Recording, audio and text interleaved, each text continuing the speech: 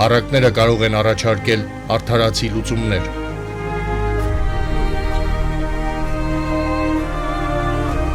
Լսելի դարձնելով այսօրվա իրականությանն այնքան անհրաժեշտ ուղերձները։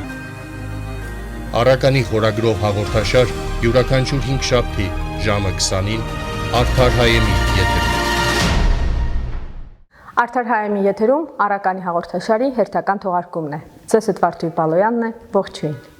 Ինչպես հայտնի, առակներն ունեն խորքային այլաբանական ենթաշերտեր, որոնք առավել ընկալելի են դառնում բազմակողմանի ուսումնասիրությունների արդյունքում։ Այսօր անդրադառնալու եմ Տաթևացու մեկնությամբ անիրավ տնտեսի առակին եւ այնուհետեւ ներկայացնելու եմ այգեկցու նռնենու եւ ծիթենու մասին եւ գայլի, աղվեսի եւ այրուծի մասին առակները։ Տնտեսի տերն Աստված է եւ ոչ թե դրամը, ասում են իմաստուն մարդիկ։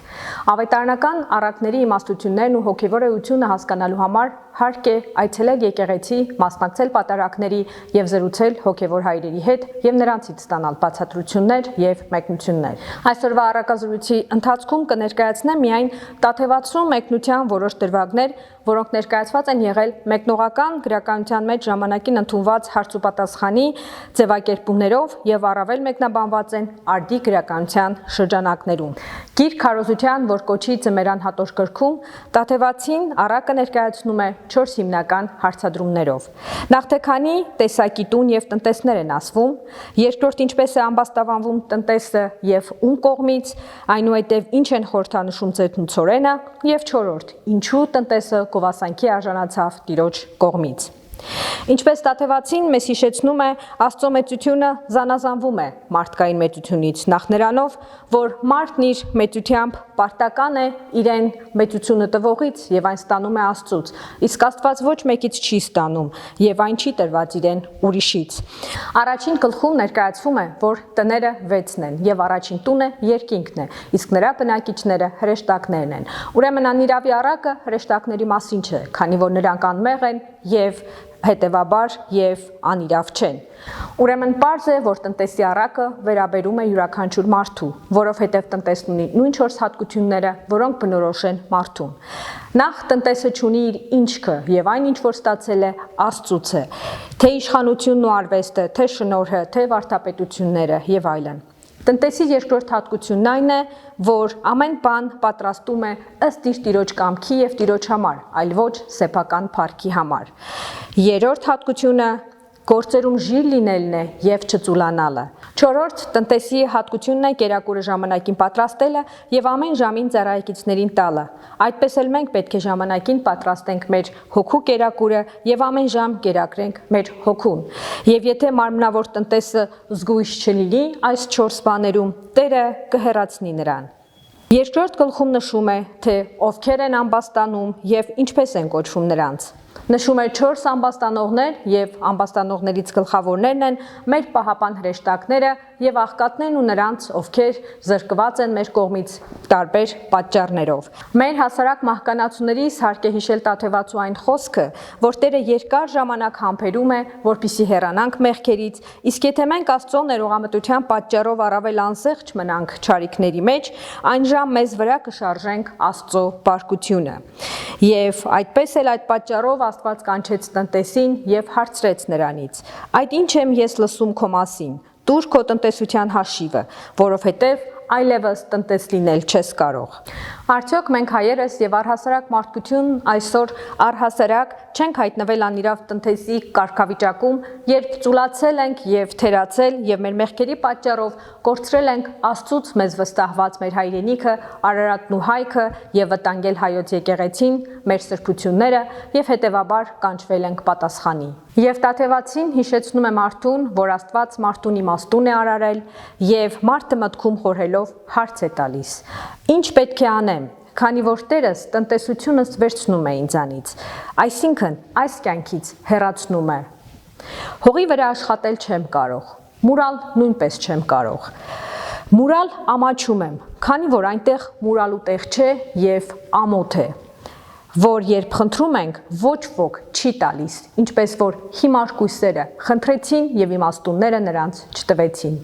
Որքան արդիական են այս խոսքերը խաղաղության մուրալու այսօրվա իրականության համատեքստում։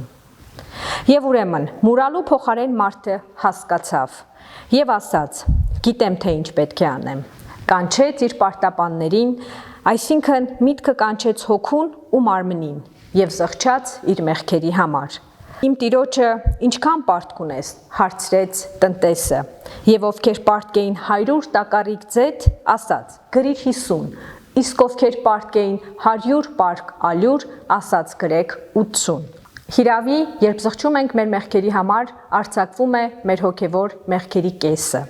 իսկ մարմնի մեղքերից 5-ից 1-ն է արձակվում, քանի որ մարմինը կարողություն ունի մեղք չգործելու, բայց գործում է, գրում է Տաթևացին։ Այգեկցու նռնենին եւ ձիթենին առակում նռնենին հպարտանում է իր արտաքին գեղեցկությամբ եւ նրան հանդիմանում է ձիթենին, ասելով, որ նա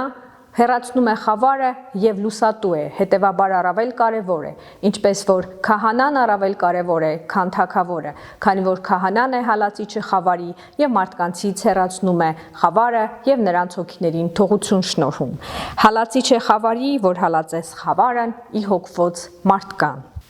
Վերադառնալով անիրավ տնտեսին, Տաթևացին ամփոփում է 4-րդ գլուխն ասելով.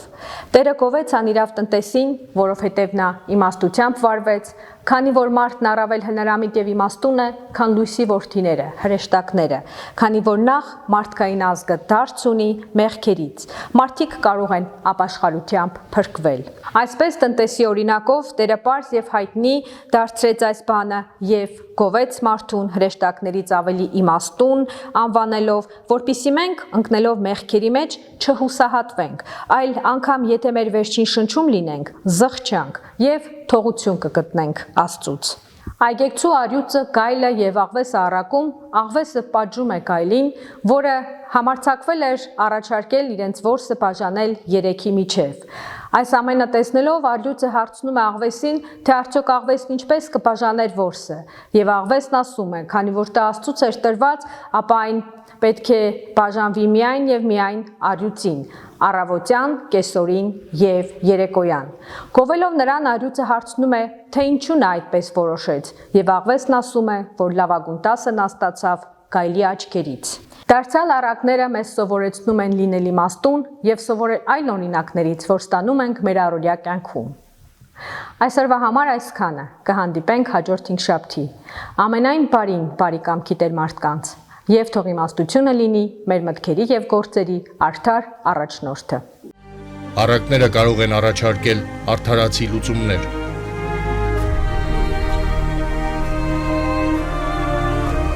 Լսելի դարձնելով այսօրվա իրականությանն այնքան անհրաժեշտ ուղերձները։ Առականի խորագրով հաղորդաշար յուրաքանչյուր հինգշաբթի ժամը 20-ին Արդար Հայեմի եթերում։